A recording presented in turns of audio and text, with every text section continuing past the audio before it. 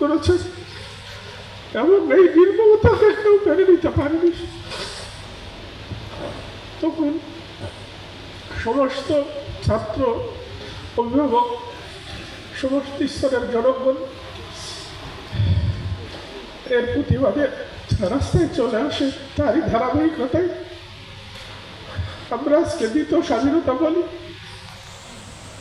কিন্তু দুঃখজনক হলেও সত্য, আমাদের সন্তানেরা যে আবেগ নিয়ে, যে উদ্দেশ্য নিয়ে এই আন্দোলন করেছিল তার কোনো কিছু বাস্তবায়ন হচ্ছে না, তো আমরা দেখতে পাচ্ছি না। কারণ স্বৈরাচারের দোসররা এখনো স্ব স্থানে যথাযথভাবে তাদের কার্যক্রম পরিচালনা করে যাচ্ছে। এবং আপনারা ইতিমধ্যে অবগত হয়েছেন যে সেই স্বৈরাচার আবার কীভাবে ফেরত আসবে। তারা গেরিলা ট্রেনিং করতেছে, তারা আবার এদেশের শাসন ফিরে পাওয়ার জন্য উদ্গ্রীব হয়ে আছে। আমি জানি না এটা কিভাবে প্রতিরোধ করবে। এবং বর্তমান যে অন্তর্বর্তীকালীন সরকার বলি, তাদের ক্ষেত্রে একটা কথা আমি সবসময় বলে আসছি যে আমার সন্তান নিহত হলো পুলিশের নির্মম অত্যাচারে, এবং বিগত 1.5 দশকের যে হত্যা, গুম, ধর্ষণ, চাঁদাবাজি, ব্যাংক ডাকাতি, অর্থ পাচার যারা করে গেল তাদের বিরুদ্ধে এবং আমরা যে বিচার চাই সেই বিচারটা এখন কোন পর্যায়ে আছে আমরা সবাই পত্রপত্রিকা এবং রেডিও টিভির মাধ্যমে জানতে পারছি। আসলে আমরা বিচার দৃশ্যমান কিছুই দেখতে পাচ্ছি না।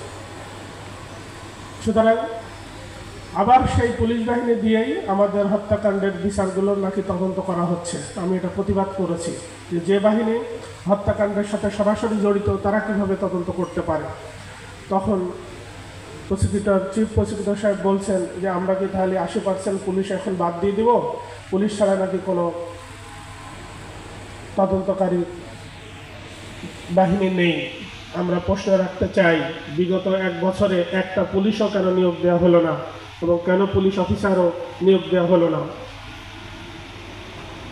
গত এক অনুষ্ঠানে মাহমুদুর রহমান আমার দেশের সম্পাদক প্রশ্ন রেখেছেন যে আমি তো একসময় 5 বছর সরকারি চাকরি করেছি, শর্ট ট্রেনিং দিয়ে 3 মাস 6 মাসের জন্য হলেও এই সরকার পুলিশ অফিসার নিয়োগ করতে পারত, পুলিশ সদস্য নিয়োগ করতে পারত, কিন্তু তারা এই কাজটা করে নাই। কেন করে নাই সেটা আমরা যারা ভুক্তভোগী আমরা বুঝতে পারছি। আমাদেরকে এই সমস্ত এই প্রহসনের কথা শোনানো হচ্ছে। এদেশের শহীদ জিয়াউর রহমানও যে আধিপত্যবাদের বিরোধিতা করার জন্য সে শহীদ হয়েছে, আমি মনে করি সেই আধিপত্যবাদের বিরুদ্ধেই আমাদের সন্তানেরা রাস্তায় নেমেছিল।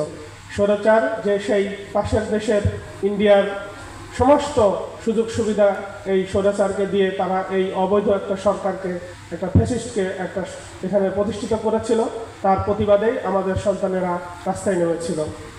এবং এদেশের 90% উপরে মুসলমানদের ধর্মীয় আবেগকেও তারা ধারণ করত। আপনারা বিভিন্ন এই ডকুমেন্টারিতে দেখে থাকবেন যে ছাত্ররা রাজপথে দাঁড়ায় নামাজ পড়েছে, তারা ইসলামিক মূল্যবোধকে এদেশে দেখতে চায়।